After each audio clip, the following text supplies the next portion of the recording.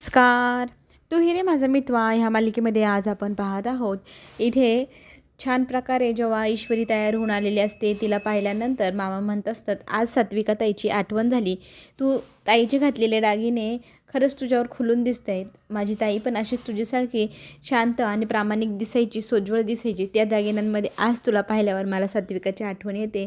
आणि त्यातच अर्णव म्हणतो, मामा आता बस झालं, आता पुढे आपलं जे महत्त्वाचं काम आहे आरतीचं ते आपण करूया, असं म्हणत आता सगळेजण आरतीला जायला तिकडे सगळेजण निघतात. इकडे आरतीचं ताट घेऊन अर्णव उभा राहतो आणि आरती करण्यासाठी सगळेजण जमा होतात. आणि हाताला हात लावायची जेव्हा वेळ येते ना ईश्वरीची, त्याच क्षणाला तिथे त्या जागेवरती लावण्य येऊन उभी राहते, हाताला हात लावते आणि करा सुरू आरती असं म्हणते. सगळ्यांना खूप मोठा शॉक बसतो, ही अशी का वागते म्हणून. आता इथे मान तर ईश्वरीचा आहे बायको म्हणून, आणि ही लावण्या मध्येच आल्यावर सगळ्यांना टेन्शन येतं. मग लावण्याला इथे सगळेजण विचारू लागतात, हा काय प्रकार. तेव्हा ती म्हणते, आज माझ्या आणि तुझ्या हातूनच आपल्या घरची आरती व्हावी, माझी इच्छा आहे, म्हणून मी तुझ्यासोबत आरती करायला इथे सकाळी सकाळी आलेले आहे. तुला काही प्रॉब्लेम का. त्यावेळेला अर्णव तिच्याकडे रागारागाने पाहत असतो. आता इथे अंजली पुढे सरसावून म्हणते, हा तुझा अधिकार नाही, हा ईश्वरीचा अधिकार आहे. त्याचं लग्न झालं आहे, आता तुझा त्याच्यासोबत आरती करण्याचा काहीच अधिकार नाही आहे. असं म्हटल्यानंतर आजी म्हणते, तिला मीच इथे बोलवलं आहे आणि एवढ्या दिवसापासून तुमच्या घरात जे चाललं आहे ते तुम्ही पाहतच आहात. कधी हात भासतो, कधी टेम्पो खाडीत पडतोय. हे सगळं ह्या मुलीच्या पत्रिकेतल्या दोषामुळे अर्णववरती संकट येत आहे, बला येत आहे. आणि हिच्यामुळेच एवढे संकट आपल्या अर्णववरती येत आहे. मी ठरवलं आहे आता हे सगळे अधिकार काढून लावण्यालाच इथे उभं करायचं, लावण्याला द्यायचं. असं म्हटल्यानंतर ईश्वरी म्हणते, मीही मनापासून प्रार्थना करते देवाची, माझ्या पत्रिकेतल्या दोषामुळे असं होऊ नये म्हणून मी देवाला रोज प्रार्थना करते. पण बळजबऱ्याची सुनबाई असं म्हणत वल्लवी तिथे कुदून पडते आणि म्हणते, तुझ्या हातून झालेल्या पूजनमुळेच तर इतके मोठे संकट आले आहे. त्यावेळेला अंजली पण म्हणते, मामी तू हे चुकीचं बोलत आहे. पण मामी म्हणते, मी बोलणारच. जर अर्णवच्या सुखासाठी एखादी गोष्ट करावी लागली, भांडावे लागले तरी मी भांडल. आणि ह्या मुलीमुळे जर ती त्याच्यावर संकट येणार असेल तर मी त्या मुलीसोबत याला राहूच देणार नाही. आता हे सगळं ऐकल्यानंतर आजी पण तेच बोलते. आणि इथे अर्णव म्हणत असतो, आता बस करा हे तुमचं पत्रिका पुराण.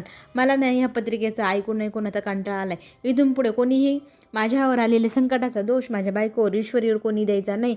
मला तो अजिबात खपणार नाही. हा विषय इथल्या इथं स्टॉप करायचा. मामी तुम्ही ह्या विषयावर पुन्हा पुन्हा बोलून वाद वाढवायचा नाही. असं करत मामीचाही तो अपमान करतो.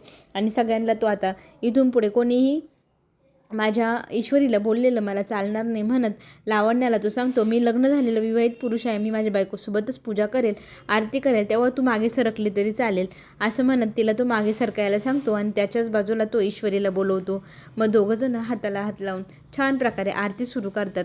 इथे तो ईश्वरीकडे पाहत असतो. ईश्वरीला वाईट वाटत असतं की हे सगळं प्रकार माझ्याच बाबतीत का घडतो, सगळेजण मलाच का दोष देता. लावण्याचा इतका अपमान झाल्यावर लावण्या वल्लवीकडे पाहत असते.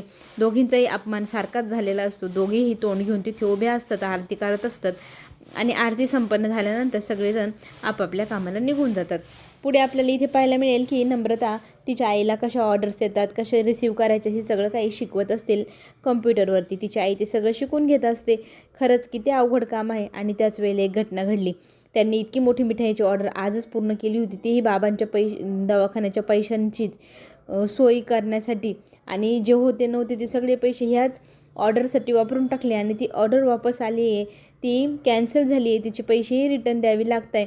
हे सगळं झाल्यावरती खरंच खूप मोठा धक्का इथे नम्रताला आणि तिच्या आईला बसतो. आता इथे ईश्वरी जर असती ह्या संकटावर तिने कशी मात केली असती असं विचारल्यानंतर नम्रता सांगू लागते, तिने गणूबाप्पाला प्रार्थना केली असती की हे आलेलं संकट घालव आणि काहीतरी मार्ग सुचव. तसंच केलं ईश्वरीच्या आईने. आता खरंच गणूबाप्पा यांना काय मार्ग सुचवणार. यांची मिठाई वाया न जाता विकली कशी जाणार.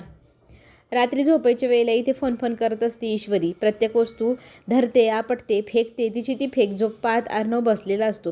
तिची चिडचिड चालू असते. सगळेजण मलाच दोष देतात, सगळेजण मलाच काही बोलतात असं करत असते. त्यावेळेला इथे अर्णव तिला समजूत घालतो की तू जे करते ना ते प्लीज स्टॉप कर. असं स्वतःचा त्रागा करून घेऊ नको, चिडचिड करू नको. ही फेकझोक का करत आहेस तू. त्यावेळेला ती त्याच्याशी भांडते. तुम्हाला नाही सहन करावं लागत, हे सगळं मला ऐकावं लागतं, प्रत्येकजण मलाच येऊन बोलतं, सगळेजण मलाच रागवतात, सगळेजण मलाच तुमच्यावर काही बला आली तर मला त्याला दोषी धरतात, तुम्हाला नाही तोंड द्यावं लागत, तुम्ही नाही याच्यामध्ये पडत, मला तोंड द्यावं लागतं, मला असं करत तिथे त्याच्याशी वाद घालत असते. बिचारा तो डोक्याला आता हात लावून बसतो आणि तिला खरंच सांगतो, प्लीज तुझे हे काही विचार करते ते स्टॉप कर. आणि लगेच ती त्याला म्हणते, माझ्या एवढं जवळ येऊन बोलायची गरज नाही, मागे सारखा, असं म्हणत त्याला ती अपमानित करून मागे सरकवते. इथे तो चिडल्यावरती तो एक गोष्ट आपटतो, त्याच्या हातातली बुक. आधी इथे ईश्वरी पाहते, तुला राग येतो, तू वस्तू फेकतो, मला पण राग येतो. मग ती पण ना टेबलावरचा ग्लास धरते आणि तो फेकते. आणि फेकल्यानंतर पुन्हा एकदा तो उचलून त्या टेबलवरती पण आणून ठेवते आणि म्हणते, तुम्हाला जसा राग येतो ना तसा मलाही येतो, मीही माझा राग व्यक्त करू शकते हां, असं म्हणत ती वस्तू फेकते, परत तिथे आणून ठेवते. इथे आकाश सगळी चौकशी करून आलेलं असतं. मामा त्यांना विचारत असतात की आपल्या टेम्पोचं काय झालं तर टेम्पो खाडीत खरंच पडलेला आहे, पण तो पडला कसा. आता ह्या विषयावरती मामा कितीतरी प्रश्न आकाशला विचारतात. आकाश त्या सगळ्या प्रश्नांची उत्तर देतो. त्याला असं वाटत असतं की हे कोणतरी जाणून बुजून केले. खाडीत गाडी जाण्यासारखी ती जागाच नव्हती आणि ड्रायव्हरने कशी चालाखीने उडी मारली तो टेम्पो खाडीत गेला.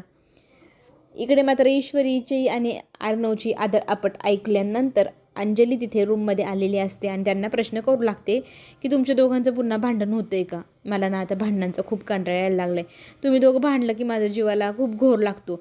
आधीच माझ्या डोक्याला टेन्शन कमी आहे का. ह्यांचं टेन्शन, तुमचं टेन्शन घेऊ, कोणाचं टेन्शन घेऊ. इथे आता लगेच अर्णव विचारू लागतो, तू कसलं टेन्शन घेते ताई, नको घेऊ. दाजींचा फोन आला का, तर ती म्हणते येत नाही म्हणून तर टेन्शन आलं आहे ना. तर इथे ईश्वरी म्हणते, नक्की जिजूंना तुमची आठवण येत असेल, तेही तुम्हाला फोन करेल. आता तुम्ही फक्त बाळाचा आणि तुमचा विचार करा, एवढा दाजींचा विचार करू नका. एवढा मोठा दौरा पहिले कधीच झाला नव्हता यांची काळजी वाटत आहे म्हणून अंजली अर्णवजवळ खंत व्यक्त करते. आणि अंजलीला इथे अर्णव समजूत घालू लागतो की तू खूप विचार करत आहेस ते येतील, मी लवकरच त्यांचा शोध घेतो, हवं तर त्यांची माहिती काढतो, पण तू एवढा विचार करू नको, स्वतःची काळजी घे. आणि इथे काळजीपोटी ईश्वरी पण त्यांना समजत असते की ताई आता तुम्ही छान प्रकारे खायचं प्यायचं, आनंदी राहायचं, अजिबात सॅड व्हायचं नाही. आणि तुमची आठवण जिजू पण काढत असेल, ते पण येतीलच लवकर. आणि तुम्ही दोघं भांडू नका म्हणत अंजली मग खाली जायला निघते. इथे मामांना डाऊट असतो वल्लवीवरती की तिनेच नक्कीच काहीतरी केलेलं असेल. आणि इथे तिने डोक्यात विचार घातलेला असतो तो म्हणजे अर्णवने केलेल्या अपमानाचा. अर्णव सध्या अपमान करायला लागला ईश्वरीसाठी, ह्या गोष्टीने तिला त्रागा होत असतो. त्याच वेळेला मामा पाठीमागून येतात. वल्लवीला हे तू काय करताय सध्या ते मला कळतंय हां, असं म्हणत टोमणा मारू लागतं. आणि हे तू जे जाणून बुजून घडवते ना ते इतर कोणाला कळत नसेल घरामध्ये, पण मला बरोबर समजतंय. मग वल्लवी म्हणते, मग समजतंय ना, मग गप राहायचं, तुमचं हे तोंड उघडायचं नाही माझ्यासमोर, तर अजिबातच नाही. इथे वल्लवीला मामा विचारत असतात, तू जाणून बुजून हे अपशगुन घडवते, माझ्या आईला भडकवत आहे आणि टेम्पोचंही तुम्हीच काहीतरी केलेलं आहे, लावण्य आणि तू, हेही खरं आहे ना. त्यावेळेला इथे ती लगेच नकार देते, मला यातलं काही माहीत नाही. तर तो म्हणतो, तू विसरले असशील तर मी तुला आठवण करून देतो, सात्विका ताईने तुझ्या कानाखाली मारली होती कारण तू घरात चोऱ्यामाऱ्या करायची.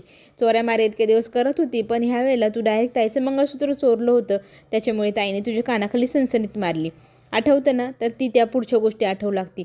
तिने ना राज शिर्के यांच्या म्हणजे अर्णवच्या वडिलांना सात्विकाताई आणि त्यांच्यामध्ये भांडणं लावण्यासाठी तिने एक प्लॅन केलेला असतो. त्यांच्या चहामध्ये तिने गुंगीचं औषध मिसळलेलं असतं. आणि त्याच वेळेला इंटरव्ह्यूसाठी एक मुलगी आलेली असते, ती म्हणजे ईश्वरीची आई असते.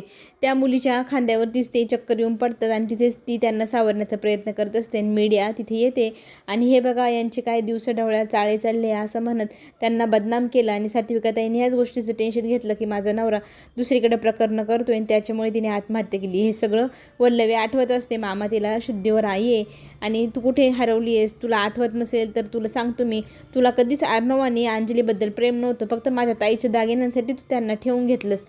इथून पुढे तुझे जे काही चाळे असतील ते बंद करायचे, मला तुझ्या सगळ्या गोष्टी चांगल्याच माहिती आहे. पण ती इथे वल्लवी घाबरेल, ती वल्लवी काय, ती ही मोठी डॉनच. अंजली मात्र इथे ईश्वरीला आणि अर्णवला सांगते, तुम्ही दोघांनी अजिबात भांडायचं नाही, मी जाते खाली, पण तुमच्या दोघांचा आवाज आला नाही पाहिजे. तर इथे पुन्हा एकदा ईश्वरी त्याच्याशी वाद घालते, वा ताईशी माझ्याबद्दल खोटं बोलले की आमचं भांडण नाही झालं, तुम्ही खोटं बोलण्यात माझ्या बाबतीत एक नंबर खोटारडे आहात आणि एक नंबरचे खोटारडा माणूस हा तुम्हीच आहात, असं म्हणत त्याच्याशी पुन्हा एकदा वाद घालत असते. आणि तो तिला सांगत असतो, बाई शांत हो, टेन्शन घेऊ नको, मलाही देऊ नको. दुसऱ्या दिवशी आरतीची तयारी चालू असताना ईश्वरीच्या हातून आरतीचं ताट खाली पडतं आणि पडलेल्या ताटाला पाहून वल्लवी पुन्हा एकदा इथे ईश्वरीचा अपमान करू लागते की तुला अपशकुन करण्याची चांगलीच घाई झालेली असते. सारखी तुझ्या हातून अपशकुन होत असतात. तुझ्या ह्या ग्रहदोषांमुळे बिचाऱ्या अर्णववरती किती मोठे संकट येत आहेत आणि तू सारखे अपशकुन अपशकुन अपशकुन करताय असं म्हणत तिचा तिथं अपमान करत असते. पाठीमागून आवाज येतो, इशू. आता इशूची आई आली. हे पाहिल्यानंतर लगेचच वल्लवीच्या कपाळाला घाम फुटतो. तिने जर मला ओळखलं आणि सगळ्यांना सांगितलं मी कोण आहे तर आता इथे घाबरलेली वल्लवी पटकन घरात आत निघून जाते. राकेशची मात्र चांगलीच लागलेली आहे. ज्या लोकांकडनं त्यांनी पैसे घेतले होते ते लोक त्याच्या मागे लागलेले असतात आणि तो इथे लपाछपी करत कुठे कुठे धावत पळत फिरत असतो.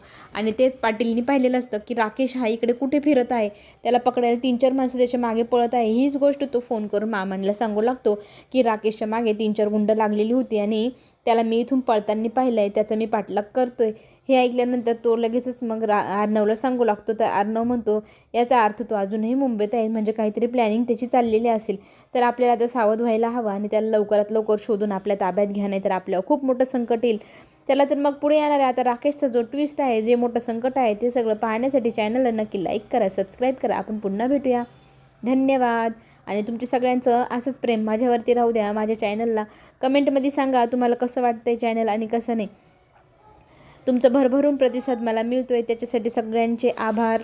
आपण पुन्हा भेटूया पुढील नवीन ट्विस्टमध्ये. धन्यवाद.